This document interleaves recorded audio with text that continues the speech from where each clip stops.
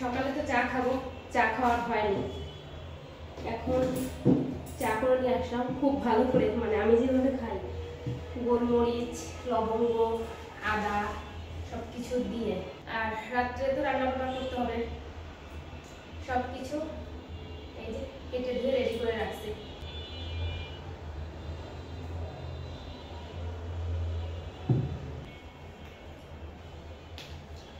আমাদের বুড়ি উঠে গেছে, সে তো ঘুমিয়েছিল, বেশ লম্বা একটা ঘুম দিয়েছে, তাই না? রান্না করতে হবে মা। এখানে হলো আলু, পেঁয়াজ আর শসা কেটে রেখেছি, ও আদা রসুনও আছে। আর এখানে আছে পোলাও চাল হলো ভিজিয়ে রাখছি ভালো করে ধুয়ে, আর মাংস, মুরগি মাংস কেটে রাখছি, মানে পোলাও মাংস রান্না হবে। এই হলো আমাদের আজকে রাতের মেনু। চালটা ভালো করে জল ঝরিয়ে নিয়েছি, একদম ঝরঝরা হয়ে আসা পর্যন্ত ভেজে নেব। মাংস রান্না করার জন্য এখানে মশলাটা ভালো করে কষিয়ে নিচ্ছি। আর গ্যাস দেখলাম একদম লো হয়ে গেছে, জানি না কতক্ষণ থাকবে, রান্নাবান্না ঠিকঠাক করে করতে পারবো কি না। যাই হোক, এই যে গ্যাসেই করা হয়েছে পোলাওটা রেডি। এখন একটু ভালো করে নেড়ে চেড়ে মিশিয়ে ঘি দিয়ে দিয়েছিলাম 1 চামচ, দিয়ে দিলাম উপর দিক থেকে একটু বেরেস্তা। পোলাও রান্না ডান, আর মাংস রান্না বাকিটা, মানে অর্ধেকটা করছি লাইনের গ্যাসে, আর বাকিটা করতেছি সিলিন্ডার গ্যাসে। এই হলো অবস্থা। জানি না গ্যাস কেমন থাকবে, কারণ এখন তো কয়েকদিন আসছি, বুঝতেছি না ওইভাবে। বেশিরভাগ দিনই দেখতেছি যে সকালে 8টা পর্যন্ত থাকছে, আবার বিকালে আসছে, রাত্রে থাকছে। আজকে তো রাত্রেও তেমন ছিল না। তো রান্নাবান্না সব রেডি, প্লেটটা খুব সুন্দর করে সাজিয়ে দিলাম। এখন আমরা বসে সবাই মিলে মজা করে খাওয়া দাওয়া করব। রান্না ভালো হয়েছিল, আর নিজের রান্নার প্রশংসা আমি নিজে সবসময় করি। বেশ রাত হয়ে গেছে, মানে শ্রীমনের পাপার আসতেই দেরি হয়ে গেছে। রাত ওই প্রায় 10:30টার মতন বাজে এখন। শ্রীমনকে তো আগেই একটু খাবার খাইয়ে দিয়েছি। আজকে মানে 2টা আইটেমই অনেক ভালো হয়েছে। আর হ্যাঁ, বাসায় কিন্তু গেস্ট আসছিল, তার উদ্দেশ্য করেই মূলত ভালো মন্দ একটু রান্নাবান্না করলাম। সে ক্যামেরার সামনেও আসবে না, তার কথা বলাও যাবে না, কি আর করার।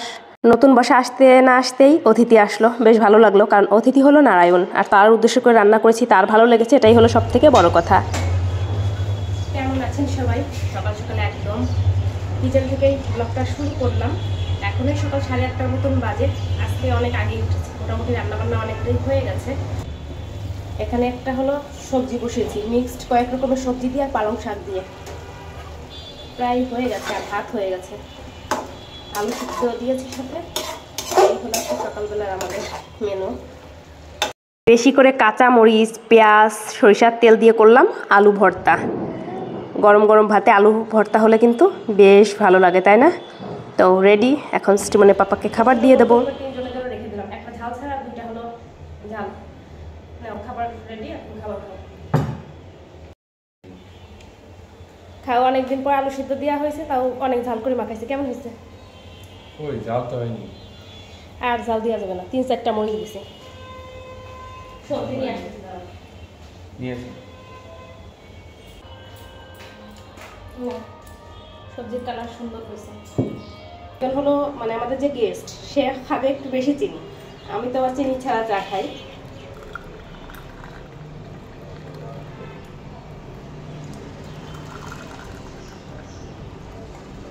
চা খেতে গিয়ে মনে পড়লো আমি তো জলই খাইনি, কারণ সকালে উঠে জল না খেলে ভালো লাগে না, কিন্তু ওই যে ব্যস্ততার কারণে খাওয়া হয়নি। সকাল সকাল শ্রীমনের পাপাকে একটু রান্নাবান্না করে দিতে পারলে ভালো লাগে। জানি বাইরে গিয়ে খাবার খাবে, তারপর বাসা থেকে যদি খেয়ে যায় মনের ভিতরে একটা শান্তি কাজ করে। সারাদিন ভাবি যে যাই খাক, বাসা থেকে তো খেয়ে গিয়েছে। তো এই ফাঁকে বেডটাও আমি ঝাড়টা দিয়ে গুছিয়ে নিলাম খুব সুন্দর করে। রুমে তো বেশি আসাই হয় না, ওই বলা যায় ঘুমানোর জন্যই আসা হয়। শ্রীমনও এখন আর বেডে খেলা করে না, ড্রয়িং রুমে, সোফার উপরে বা পাশের রুমে। এর জন্য রুম ওইভাবে এলোমেলোও হয় না, একবার গুছিয়ে রাখলেই ঠিক থাকে। তো ডিম ভেজে দিলাম সাথে, আমাদের যে গেস্ট এসেছে তার জন্য, সাথে শ্রীমনকেও দিলাম। তো এখন শ্রীমন সোনাকে খাবারটা খাইয়ে দেব। ক্ষুধা লাগছে না তোমার বুড়ি? হ্যাঁ আচ্ছা। অবশেষে আমিও একটু খাবার খেতে বসলাম, কিন্তু এখন আমার খাবার আর গরম নেই, ঠান্ডাই। কি করব, এই হলো মেয়েদের অবস্থা। গরম খাবার ওইভাবে খাওয়ার সুযোগ খুব কমই হয়। এই আলমারিটা এটা সেট করা হয়েছে। এটা হলো আগে ফুলের আলমারি, তো একদম খুলে পাট করে নিয়ে আসা যায়, এর জন্য এক জায়গা থেকে আরেক জায়গায় গেলেও ভেঙে যাওয়ার ভয়টা নেই, বেশ ভালোই। তো যাই হোক, শ্রীমনের ড্রেস আর শ্রীমনের পাপার ড্রেস নিয়ে আসলাম। শ্রীমনের পাপা যেগুলো পরে অফিসে যায়, শ্রীমন যেগুলো বাসায় পরে সেইগুলো রেখে দেবো এইটাই।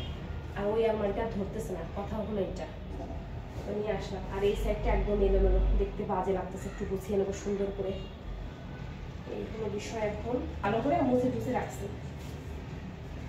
এরকম 3টা তাক করা আছে, অনেকেই হয়তো দেখেছেন, আবার অনেকেই দেখেননি।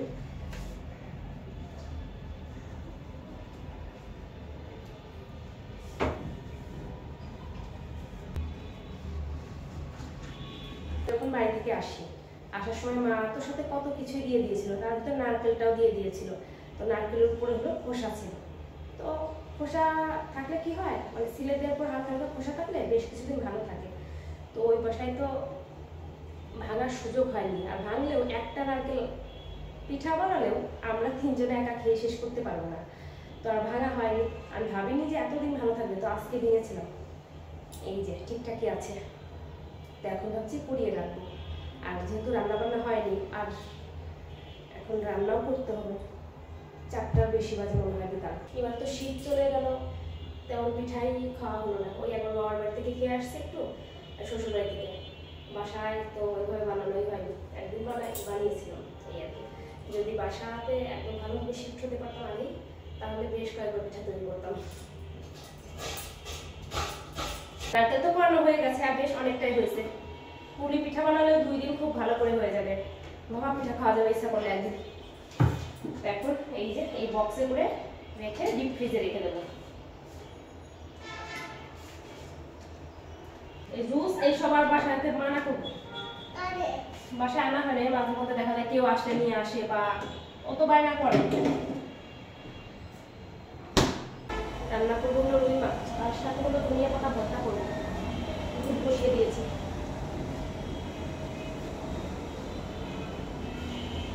দুধ জাল করে নিচ্ছি পাশের চুলায়, সব রেডি, রান্না করতে এখন আর সময় লাগবে না। আজকে কড়াই এত গরম যে হয়ে গেছে, কি বলবো, অবস্থা খারাপ। কড়াই মাছ করলে বুঝবো না কি অবস্থা।